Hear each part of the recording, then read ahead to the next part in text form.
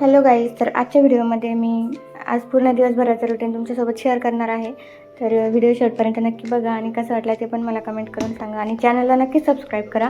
तर आज ना मंगळवार आहे आणि आषाढ महिन्यातल्या सुवासिनी असतात. तर मला शेजारच्या मावशींकडे जायचं सुवासिनी जेवायला आणि मंगळवार असल्यामुळे मला नैवेद्य घेऊन पण जायचं आहे गावात. तर मग दिवसभरात काय काय होतं मी तुमच्यासोबत शेअर करेल. तर त्यासाठी मला स्वयंपाक बनवायचा होता. तर सकाळी ऋतू उठला होता, मग त्याच्यासोबत देवपूजा केल्यानंतर आमच्यासाठी चहा बनवला आणि लगेच स्वयंपाकाला लागले होते. तर नैवेद्यासाठी मेथीची भाजी बनवली आणि भजे बनवण्यासाठी पण लगेच पीठ भिजवून ठेवलं आणि वरण भाताचा पण कुकर लावून ठेवलं होतं लगेच. आणि मग सकाळी लवकर आवरून घेऊन मग जायचं होतं, कारण मला जेवायला पण जायचं होतं ते मावशींकडे त्यामुळे. तर मग नंतर ना मिरच्या आवडतात तळलेल्या, तर मग मिरच्या वगैरे सगळं कापून ठेवलं. मग म्हटलं गोड काय करायचं नैवेद्यासाठी, तर मग मी शिरा बनवला होता थोडासा. तर मग स्वयंपाक चालू होता माझा. तर लगेच आमच्याकडे अचानक एक पाहुणे आल्या. तर आमच्या ननंदबाईंच्या सासूबाई, तर मग त्यांना आणायला गेले होते आहो. तोपर्यंत मी ते डाळीला फोडणी वगैरे देऊन घेतली, भजी पण काढून घेतले नैवेद्यासाठी. आणि मग त्या आल्या होत्या, तर त्यांच्यासाठी मी चहा बनवला. तर त्यांना चहा वगैरे देत होते. तर मग त्यांना चहा दिला आणि नंतर मग पुऱ्या पण लाटून घेतल्या लगेच आणि मग नंतर लगेच तळून पण घेतल्या. तर तुमच्याकडे देतात का आषाढ महिन्यात असे नैवेद्य? तर 3दा देत असतात. तर आता ह्या पहिल्यांदाच दिले मी, अजून द्यायचे बाकी आहेत. तर पुरणपोळीचे, भाजीचे असे साधे जसं ज्याचे त्याच्या याच्यानुसार बनवतात. तर मी लगेच पुऱ्या वगैरे तळून घेतल्या नैवेद्याच्या. आणि इथे बघा आमच्या ऋतूची मस्ती. कशी करत होता तो नाही काही माझं नाही एकदा पाहिजे. तर त्या आजींना मस्ती करून दाखवल्यानंतर ऋतूची तिथे मस्ती चालू होती. मी मग नैवेद्य भरून घेतले सगळे, वरण भात भाजी आणि सगळं टाकून मस्त नैवेद्य भरले.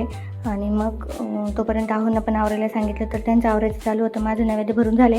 तर मी घरातल्या देवांना आधी नैवेद्य ठेवून आले आणि मग बाहेर पाऊस चालू होता, तर बाहेर गेले होते गाईला, तुळशीला आणि कुत्र्याला नैवेद्य द्यायला. तर मग त्यांना पण नेऊन आले आणि घरातल्या देवांना पण नैवेद्य वगैरे दिला. आणि मग नंतर ऋतूला पण घेऊन जायचं होतं दर्शनासाठी.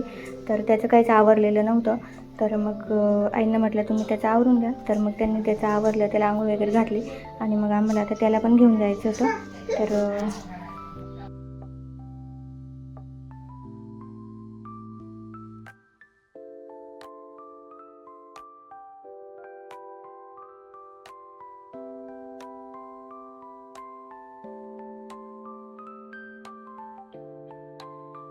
तर रिद्धूचं आणि माझं आवरोपर्यंत त्याच्या पप्पांनी गाडी बाहेर काढली होती.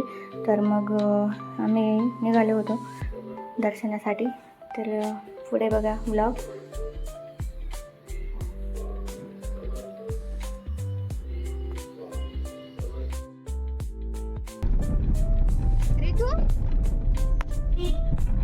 कुठे भूर चाललं का? आणि पापा कसं गाडी चालवताय रे? अयो अशा